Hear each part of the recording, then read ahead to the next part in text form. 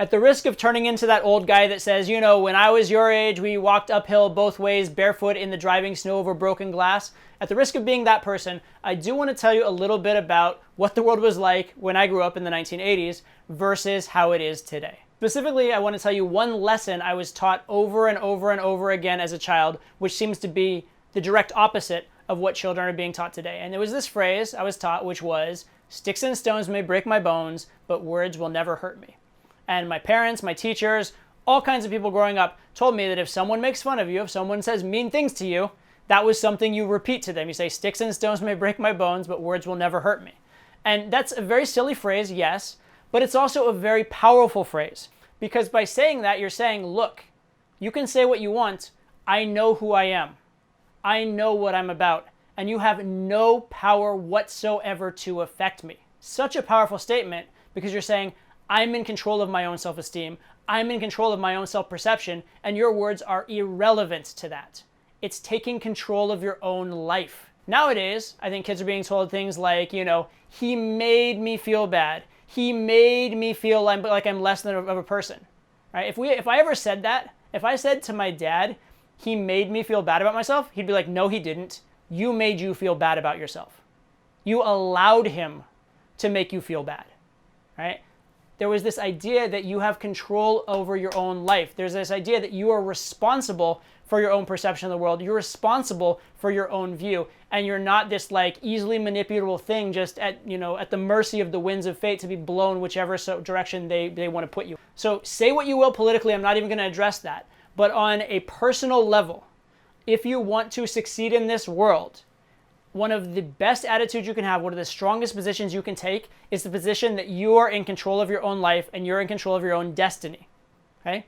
And to a large extent, it's true. Most of the time, it's true. And even when it's not true, it's irrelevant. Because if you're not in control, believing you're in control or believing you're not in control doesn't really change your outcome. But if you are in control and you believe you're not, that is going to dramatically change your outcome. Not taking care of the things you can handle, not taking the steps to succeed in your own life is a sure recipe for failure.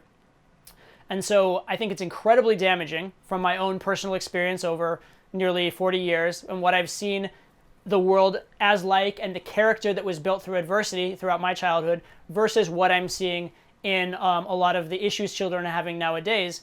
I think it's incredibly powerful to teach children that they have a say in their own lives, to teach children that they are responsible for their own outcomes, and to teach children to rely on themselves first.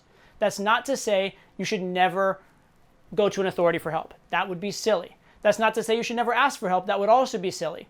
But you should do what you can for yourself first and foremost, and always. I had one teacher when I was in kind of like pre-grade school, and she had an interesting thing that she would do. First of all, this teacher was the absolute most strict with stuff that was actually done wrong, right? Like if someone had punched you in the face, this is the teacher you wanted to go tell because this teacher would punish the shit out of them. This person, if they did something actually like violent against you, oh man, they were in for it. However, the interesting thing about this teacher, if you went to this teacher and said that someone called you a bad name, she would tell you. Say to them, "Sticks and stones may break my bones and words will never hurt me." Just tell them that. Wouldn't care.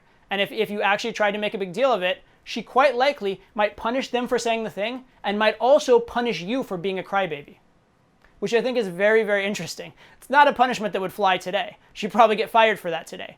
However, I think it's actually quite a powerful statement, which is, yes, they did something wrong. And as they did something wrong and that they shouldn't have done that's discourteous, impolite, rude, sure, they can be punished for it, you know? And to be fair, rude and wrong aren't even the same thing, but punishing people for being rude and trying to teach good manners, not a terrible thing to do as a lesson from an adult to a child. However, the more powerful lesson is this: don't be a crybaby.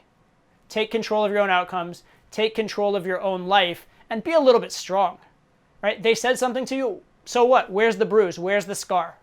It doesn't exist. It only exists to the extent you choose to make it important. And to highlight this point, I want to give you an example. Let's say that two different people said something about you.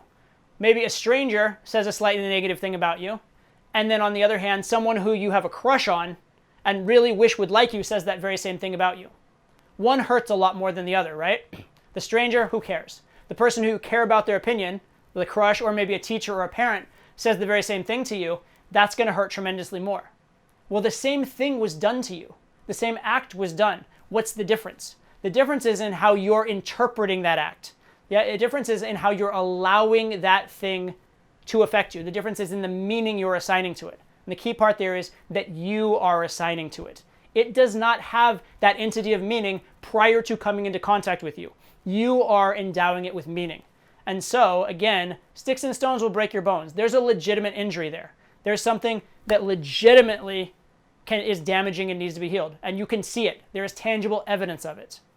But your feelings being hurt will only be to the extent that you allow them to be hurt. And if you have true self-confidence, true self-esteem, and are able to keep that, you will not be harmed in terms of these insults. And guess what? It's circular, because standing up to these insults is one of the things that actually builds self-esteem. When I look back at my childhood, when I look back at my formative years, most of the most important stories to me, most of the stories I wouldn't want to forget and that make me who I am today, deal with adversity. They deal with someone not believing in me, or they deal with something going wrong and me having to overcome it. And so by constantly coddling children and not giving them that experience, you are depriving them of their ability to mature in a strong way where they can look after themselves, right? You're taking that away from them. You're depriving them of that. And for me personally, if you were to deprive me of that, you would be depriving me of my most treasured memories. I don't want to do that to the kids of today. So while I know that the world environment is what it is, and we can only make small changes in it on a global level, in our own lives, the lives of ourselves, the lives of our families, the lives we care about, we can teach genuine self-esteem, we can teach strength, and we can follow this doctrine that words only affect us to the extent we allow them to. We can be strong no matter what the world throws at us.